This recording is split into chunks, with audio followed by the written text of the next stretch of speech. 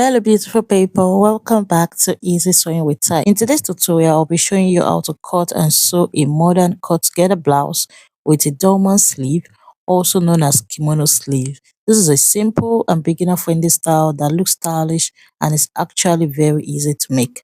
This design is inspired by high street fashion brands like Zara and features a very relaxed yet stylish silhouette that is easy to wear and very versatile. If you're new here, I'm Tyro and it's great to have you join us. And to my wonderful returning subscribers, thank you for always being here. Your support truly means the world to me. I'll explain everything step by step from cutting the fabric to sewing and finishing. So even if you're new to sewing, you can follow along comfortably and recreate this top with confidence. Take your time, rewatch again, sew along with me, and by the end of this video, you'll have a beautiful blouse you can proudly wear. Now let's get started. For this style, I'm working with 1 yard of this patterned crepe fabric. And as you can see, it does not have a uniform design. So I want you to take note of that because it's going to affect how I will cut this fabric. As you can see from the style, the front length is longer than the back length for this top.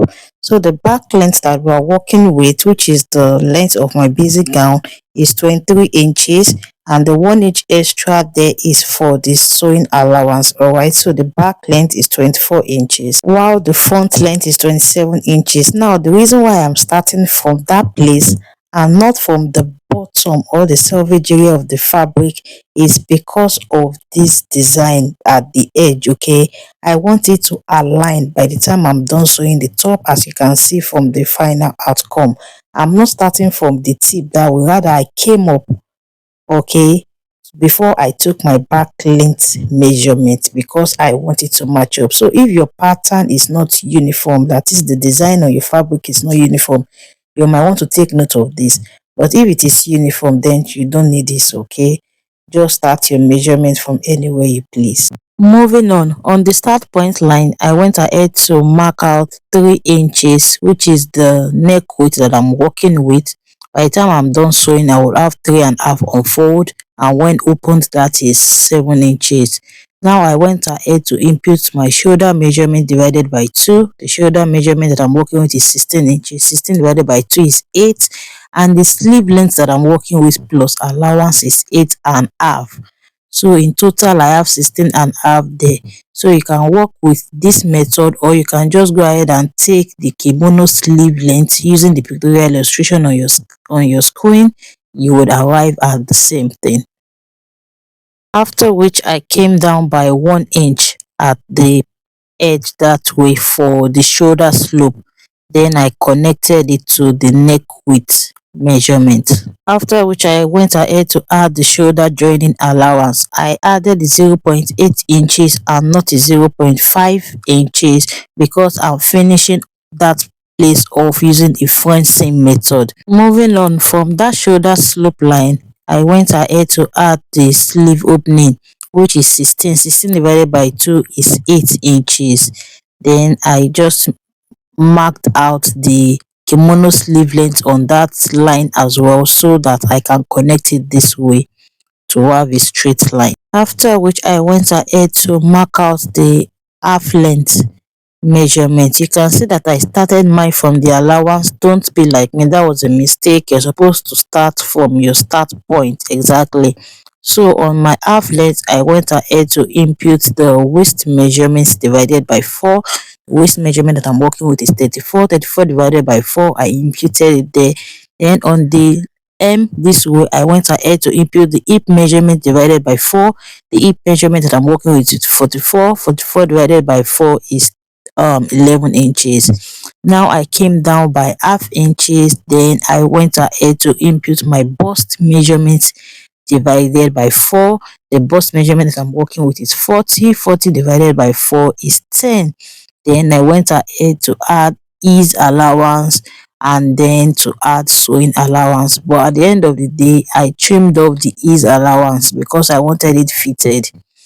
Okay, so I do not recommend that you add ease allowance. Just go ahead and add your sewing allowance. Okay, then I connected it this way. Sorry that the chalk line is not showing properly, but when I cut it out you would see it. Okay, So here as well, you want to go ahead and add 1 inch sewing allowance, because I added just 1 inch sewing allowance all round, and connect it this way. Just give it a curve like this. Please don't forget to add your 1 inch sewing allowance to the sleeve opening as well. If not, that place will be too tight by the time you are done sewing. Finally, I came up by 2 inches at the side that way. Then I connected it like this, just to give that side a curved shape. Also, the back neckline depth is just 1 inch. All right, just 1 inch. So I do not want that back neckline to be too deep. Another thing I want you to take note of is, when you get here, I want you to go ahead and re-input your hip measurement and the allowance. Okay, though the difference is usually very small, but it is just better. Now that I have done that, I would continue cutting.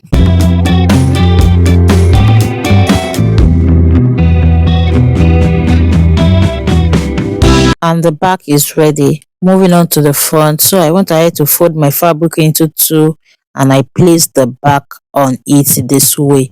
The three major difference between the back and the front is the neckline, and also that the front is longer, and then the bottom placket. So the bottom placket that I have there is 1.2 inches, because I'm working with limited fabric. Ordinarily, if you are making a shirt, the bottom placket I will have worked with, the least would have been 2.5 inches, so that I will be able to fold it this way. But with what I have here, what I have there, I won't be able to fold it. So on the sewing table, I'll go ahead and add more fabric to that side. All right, you will see how I will be going about that. But for now, that is the bottom placket that I have there. So you can see the design, you can see how it is matching up. This is what I actually want to achieve. That was why I made mention of the uniform pattern on this fabric earlier. Moving on, the front neck depth is 6 inches. I just went ahead to mark that there. But before I proceed, I'll go ahead and trim it off this way. Then I will notch it at the side that way before removing the back, so that we can continue working on the front. So the front neckline is a V-shaped neckline, and that is what I went ahead to mark that way. Though it is not a sharp V, it's a curvy V. So for this part, after the bottom placket, I came out by 1.5 inches. That way I marked it. Bear in mind that when I finish sewing, that would have been 2 inches. Then for the height, for the break point, I came up by 6 inches. If you want yours more longer than this, then you can go ahead and increase it to 8 inches thereabout. Then I just slanted it that way, and from that point I slanted it to the side to have this curved design going on here. So I decided to increase it to 2 inches, and I reconnected it to the break point, the 6 inches.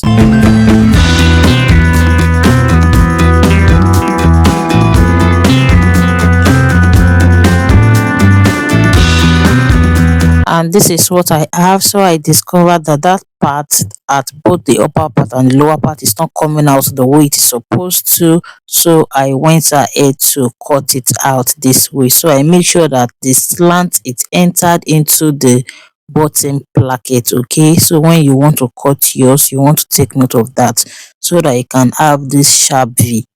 I went ahead to repeat the same thing for the neckline as well. And this is what I have. So your own front design must also look this way in order to achieve the type of finish that I did. And now this is me placing the back on the front. You can see that the sides is aligning, the design is matching up. And that is it for the cutting. Moving on to the sewing machine. Starting with the bottom placket, I have cut an extra piece of fabric like I said I would. Then I joined it to the existing bottom placket using 1/4 inch this way, after which I top stitched on the allowance, on the joining. Then I folded it this way. Okay, so it depends on how wide you want your bottom placket to be at the end of the day. And this is what I have.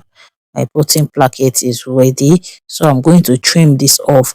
Now it is better when you are placing the button plackets that you have it in excess at the upper part and at the lower part that way, so that you can trim it off like this.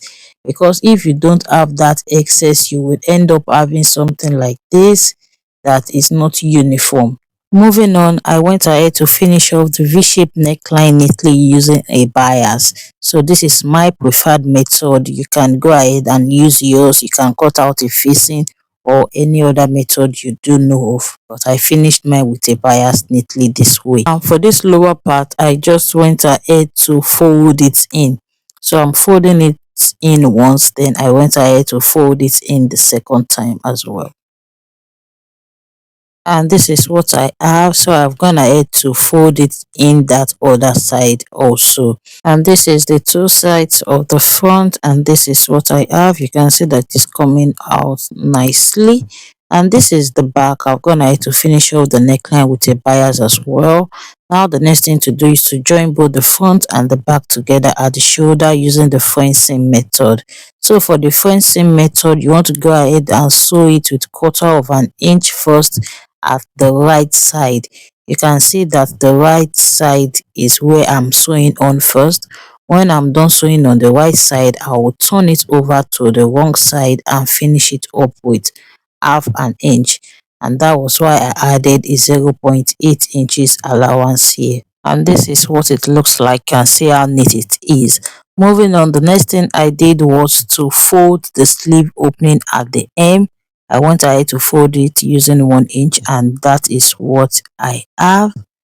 So we are almost done. We are almost done. The final thing to do is to join it at the sides. So I also went ahead to hem the bottom part of the back, and I joined it using 1 inch at the sides that way.